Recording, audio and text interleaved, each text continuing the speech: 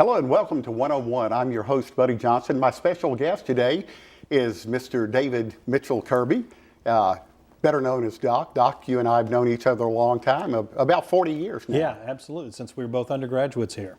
We were, I believe, in Phi Mu Alpha was where we met. Phi Mu Alpha, we were collegiate singers together, so and then we worked in radio together at WTBF back when it used to be on campus, right. In the parking lot behind Trojan Center where the two trees are, right between those trees, that's where we were. And as I remember, you had done a little bit of work at a junior college down in Daytona. Right. As a matter of fact, you were the one that said, I had just gotten married, had no job, looking everywhere for a job, and both of us were in the same situation, married and in school. And you said, hey, you know, they're always looking for guys with a little experience. Why don't you come down and talk to WTBF? And the rest kind of became history, I guess. The rest totally became history because you stayed there. Jess Jordan, God rest his soul, died. You stayed there for many years and had a music store, and then came to Troy to teach about 8 years ago. Right. I'd done adjunct for 2 years, and then got brought on full time, which was very exciting for me. It really had been a dream of mine for a long time to teach here. Being at WTBF all those years, and I mean I still am there in a diminished capacity than what I have been, but I still had the opportunity to teach Troy University or Troy State or students through the years, and I liked doing that one-on-one there at the radio station. So when I had the chance to come here and do it with a larger group of people, I was very excited about that. Well, in radio, a little bit different than when we started in radio, Doc. It was 970 AM, a 5,000 watt AM that cut to about 500 watts at 500 watts directional at nighttime, and we were actually on the air. A lot of automation now, a lot has changed in radio, but we have been in the business, if you will, about 40, 41, 42 years apiece. Yeah, that's right. And the reason we're here today, Doc, you started doing something about 10 years ago, and that was taking trips and with a band to Cuba and some other places. Let's talk about that. Tell us when you first started going to Cuba, how that happened, and just tell us about the trip. Well, my brother Steve is a minister of music at a megachurch down near Tampa. And for years, he had taken groups and various trips around Europe and places like that. And a new organization got started called Global Missions Projects. And he had done a trip with them to Finland playing bass in a jazz band. I thought, wow, that's really pretty cool. Well, the next year, saw him at Christmas. All the family got together at Christmas. And he said, hey, guess what? We've gotten invited to go to Cuba to play for the centennial of the National Concert Band in Havana. And we're going to put a team together. And I said, well, you know, if you need an extra trumpet player, you be sure to call me. Well, just being a smart aleck, because I knew he had a good trumpet section in his church and all of that. Well, he called me for my birthday 2 or 3 weeks later and said, were you serious? Because none of my trumpet players from my church can go. If you can come up with, I think it was $1,500 was the first trip. If you can come up with that and get down to Miami, then you can go with us in March.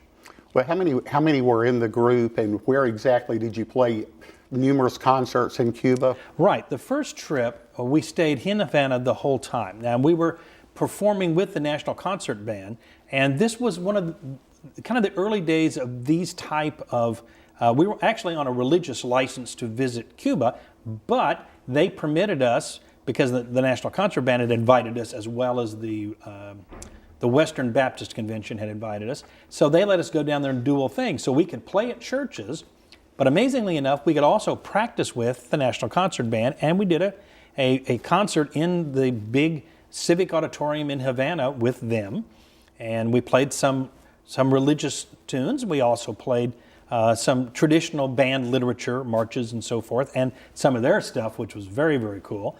And then the next afternoon, we played an open-air concert on one of the squares in Havana, and that went over, both concerts went over very well, and we had established ourselves as a friend through the people that we met. And they invited us to come back in October, which we did. So I made 2 trips that first year.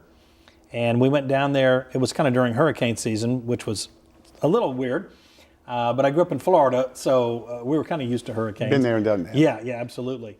And the next time we were hoping to go to Cuba the next year, the government, their government and our government didn't agree on things, and so we ended up not getting to go, and I went to Brazil.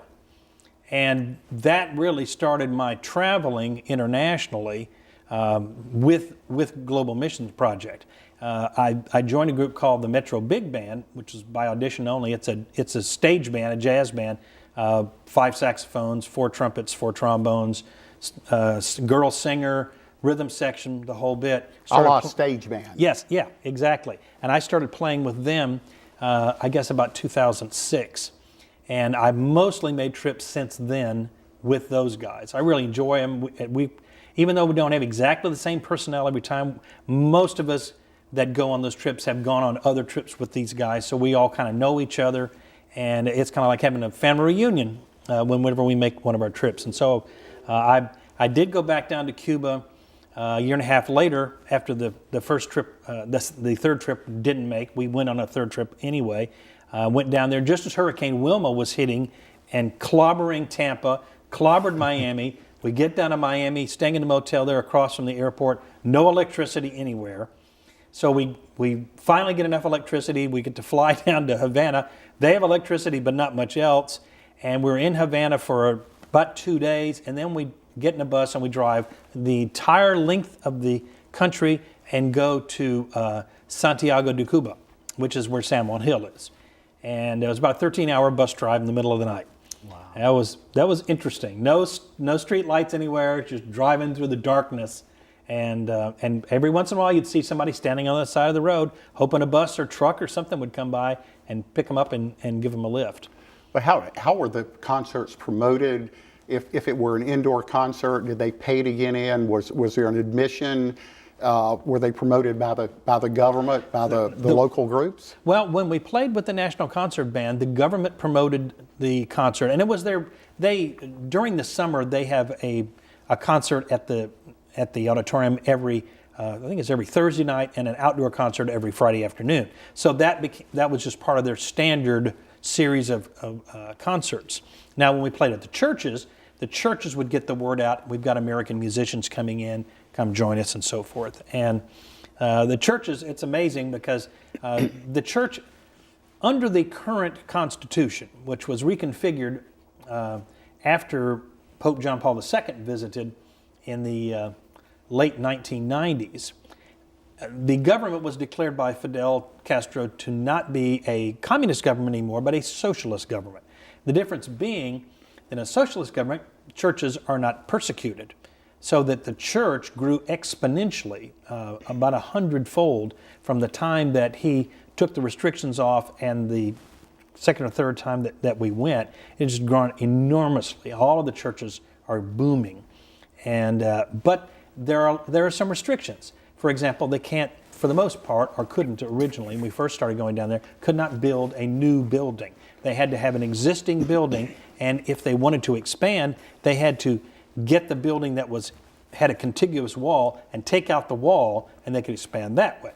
So all these places that we played were just packed with people. That was quite an experience.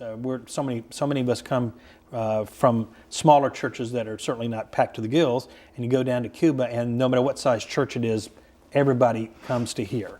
And so music gives us an opportunity to break down walls and to be there in ways that we couldn't be if we just announced we were evangelists or something. So the old thing of music, the universal language. It's really the truth. I have been in Cape Town, South Africa.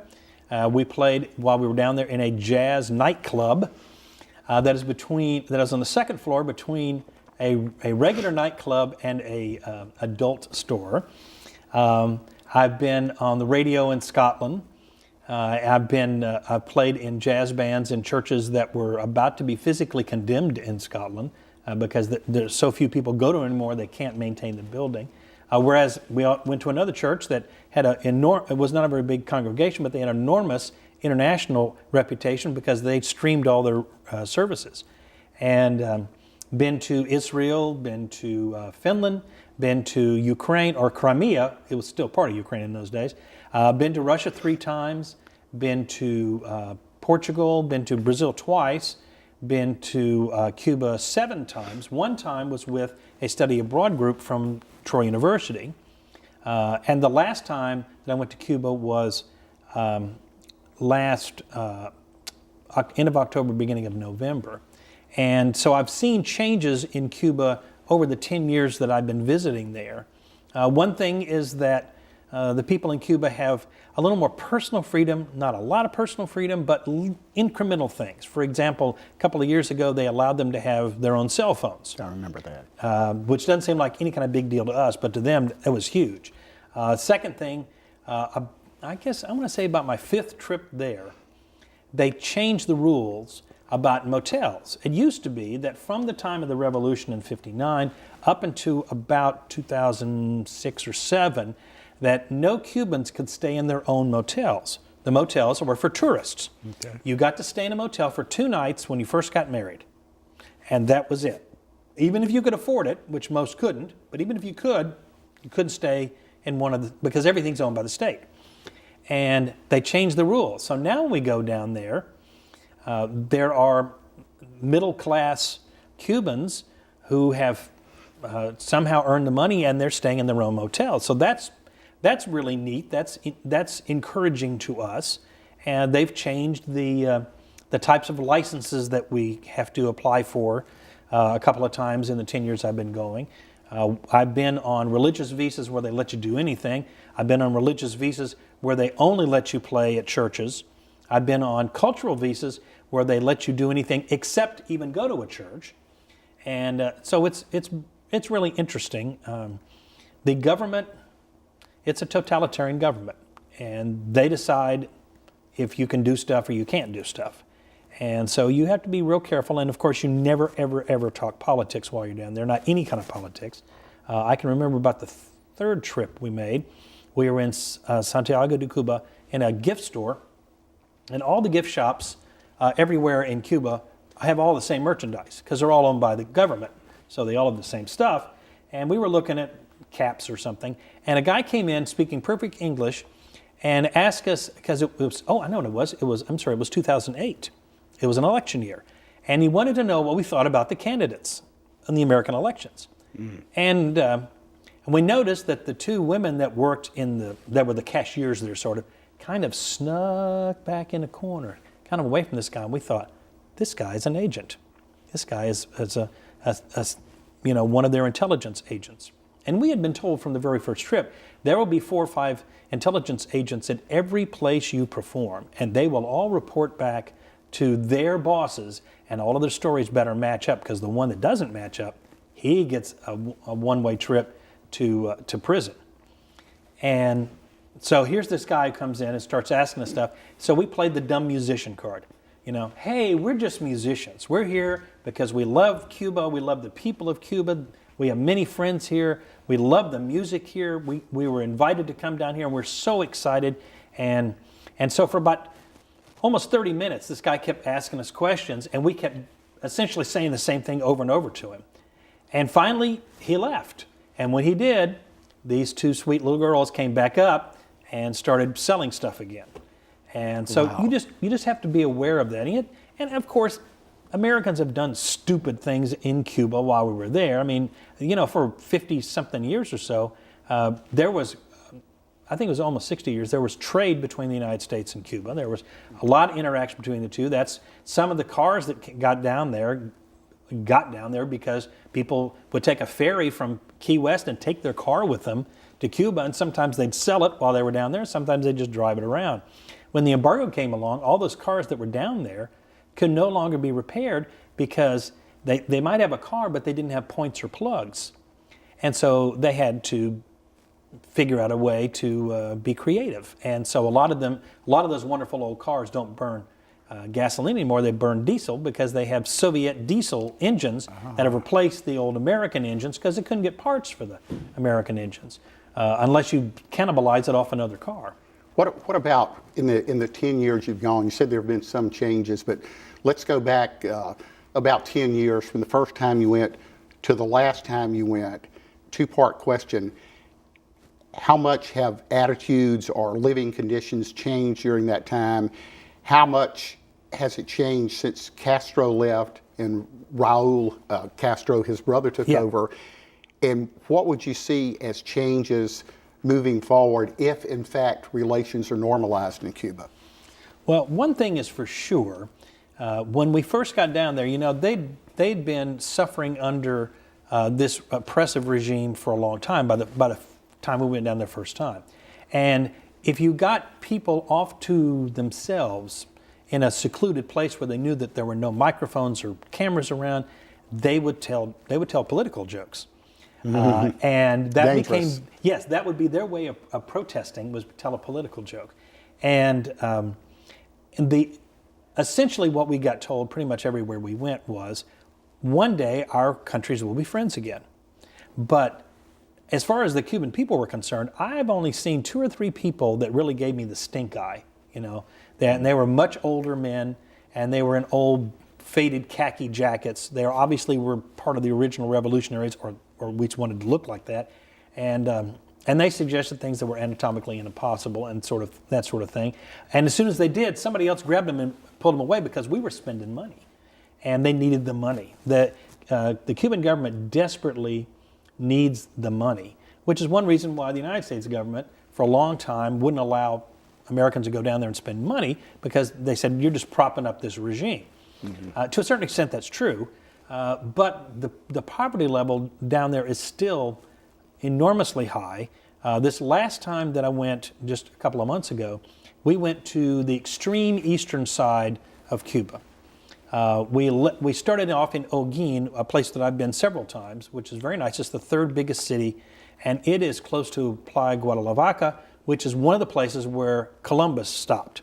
Well, where we ended up this time was the place where he went first, Baracoa. And in between, we went through a place that is one of the largest nickel-producing plants in the world. It had been an American plant that got nationalized in 1959, and the roads are falling apart. There's no money to fix the infrastructure. And even in Havana, there's no money to fix the electrical grid, so they have brownouts. They cut off the electrical grid to the residential areas for an hour or so every afternoon and divert the power to the tourist areas. Because we're the only ones that are embargoing them. You know, even none of our allies embargo them, so there are other people that are visiting down there besides the people that live there. But as far as the effect on the average Cuban, when Raul took over, he liberalized things a little bit. He made it a little easier on the Cuban people, but they still maintain the idea that the United States is to blame for everything. You know, anything, if a hurricane hits them, it's because the United States is embargoing them. And we make a very handy scapegoat for them. Likewise, they make a pretty good scapegoat for us too, with more Cuban Americans living in Miami than Cubans living in Cuba practically. It's really hard to talk about normalizing relations because the older ones of them left because their land was being taken or their businesses were being taken. Cuba desperately needs people that know how to run businesses, but they've not allowed anybody. And I think only in the last 6 months or so had they started to talk about allowing outside interests, that is, say, other countries, to come in and invest in businesses in Cuba. I think that's going to be key. Just allowing us to go down there and visit is not going to do as much good as allowing companies to go down and purchase land or purchase buildings and start companies up and put people to work. Downside of that is you don't want to lose the wonderful, unique flavor that is Cuba. It's not full of McDonald's and things like that. On the other hand, there are plenty of people that barely make enough money to eat. Are there any fast food places there? Not at all. Okay. No. When we first went down there, the average pay of a school teacher was $4 a month American. Wow. Plastic surgeons made $32 a month American. And now it's a little better than that. Teachers make about $8 a month and surgeons make about $40 a month. But it's still, it's not enough to do much because most people can't drink the water, their own water, so they have to buy bottled water. And it's not cheap. The government bottles water and sells it, and it's good, it's safe.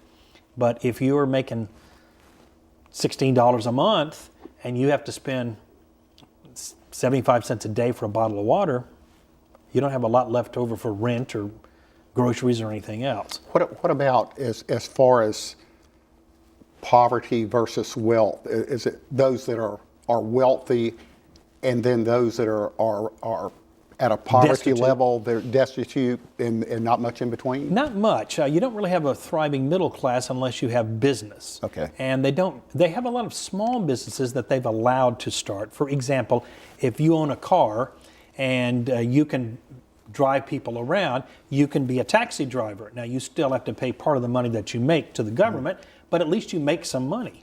So if you're working a regular job during the day, and you can moonlight as a taxi driver for a couple of hours a night, and you can pick up another $4 or $5 a night.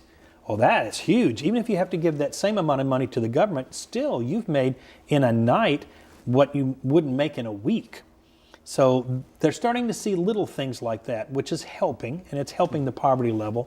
But the only people that are really making a lot of money are the people that are very highly placed in the government. I know several people who are functionaries, work in local provincial ministries and so forth. What would they make?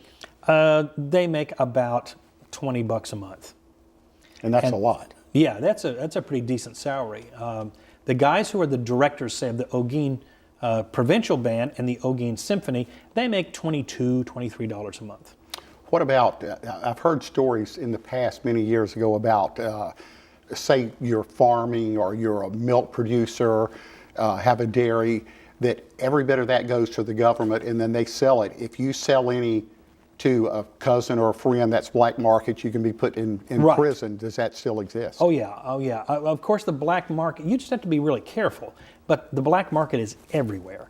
A trip I made, I won't say which trip it was, while we were down there, we bought, we arranged for our own transportation. It was a smaller group, and these guys brought in big 10-gallon plastic jugs of kerosene, and we had a government official with us, and I said, gee, did they go to the store and buy that earlier? She looked at me like I was an idiot, and she said, it's black market. And she wasn't going to turn them in because she was riding too. Okay. So there's a lot of that goes on, but they have to have any sort of quality at all, or to get the groceries that they need or anything like that. Everybody has a lot of jobs there. They're all trying to come up with another idea of some service they can perform that will make them a couple of extra dollars a month. Do they prey on the tourists that are there to try to extort money in some way? Or Not so much. I mean, there are bad guys in Cuba, of course, and there are professional women, shall we say, and there are gangsters, but there are not very many of them, and they're very careful to be discreet about it. For the most part, whenever we're down there, particularly with a church group or with a school group, we are known to the police, and they make sure we don't get bothered. We don't even get beggars coming up to us or anything like that. Now, there will be little kids that come up and ask you to give them some money, but you have to be really careful about that, because if you give to one, you give to many. You give to 50, and then they just follow you and hound you. But it's hard not to toss them a little money, because you know that they're scrounging. What about other countries, real quickly? We're down to maybe 3 or 4 more minutes we have. Just very quickly, how different is it to go there versus you went to Brazil or you went to Russia, or totally different? What's the reception like? We have always been received well in Cuba. When we go to places like Brazil, we also get received very well there. But I'll tell you where it's interesting. You go to Europe. I've been to Portugal, been to Finland, been to Greece, and there, because the society is affluent, they're relatively indifferent. They're not antagonistic, but they are relatively indifferent. So that in Portugal, say, which was once the most Catholic nation on the planet, 1% of the people attend Catholic Mass on a regular basis. Wow. 1% are Protestant. And so it's gotten there that the Catholics and the Protestants work together because 98% of the people in the country see no need to go to church whatsoever. Okay, let's tie everything back. We started out talking about radio. We talked about you were in the band. Right. I was in the band. We were in collegiate singers. Right. Let's tie all this back to the beginning, Doc. You've gotten to do all these wonderful things, go on these trips and play, and that all goes back to the education you got here at Troy. In the band, in the collegiate singers, that allowed you the opportunity to do this. Oh, absolutely. I mean, one of the great things about being a musician is you can be a musician your whole life. I mean, here I am, I'm 62 years old. I'm still traveling around internationally with a jazz band.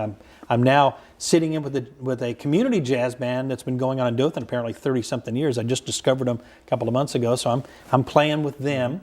I get to work with the Troy University Jazz Ensembles, which is a great joy. And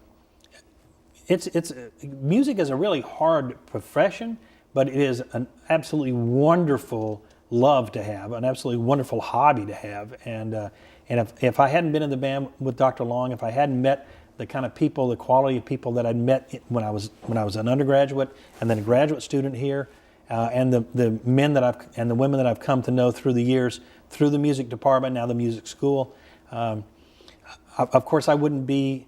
I mean, I'm not a great musician now, but I wouldn't even be up to the level where I am if it were not for the opportunity to be around these people, to learn from these people, and to continue to grow as a musician. Well, it's the same goes for me. I've been, as you know, involved in music ever since I graduated, bivocationally for 40-something years. With what I do in music. And music is, to me, is such a great thing. It's very tried, it's very old. Music makes the world go round, but it does. I mean, it really does. You can listen to music, you can be in that worst mood, and it just brings you out. I like all kinds of music, anything from classical to country. We're about out of time, but I must ask you one other question, because people ask me that. I've always known you as Doc Kirby. Right. You're David Mitchell Kirby. Right. Okay, tell us in the last 30 or 40 seconds here, how did you become Doc Kirby? When I was in high school, before I got in radio, a local Cablevision place had an opening for a locally produced television show. My buddy said, I want you to be on the show, you're the band leader, and I was a big fan of Doc Severinsen. So I dressed like Doc Severinsen. I tried to copy his style of playing and everything. And he was the interviewer, so he was Johnny, I was Doc. That was a private thing. We got into junior college together. He started a radio station. He said, keep the nickname, it's a good nickname for radio. So I've been in radio ever since and been a musician ever since. So it works. Well, most people do not know my real name either. They know me as Buddy. That's true. And a good friend of my dad's, when I was an infant, started referring to me as Buddy. It was a good Jewish friend of my dad, Buddy Goldsmith. He started calling me Little Buddy, and that stuck for 66 years. Yeah, truly. Doc, we're out of time. Want to get back. We want to talk about the old radio days. Yeah. We appreciate you coming and talking with us so much today. Thank you so much, buddy. That's going to wrap it up for us today on 101. We appreciate you for watching, and join us next time, once again, on 101.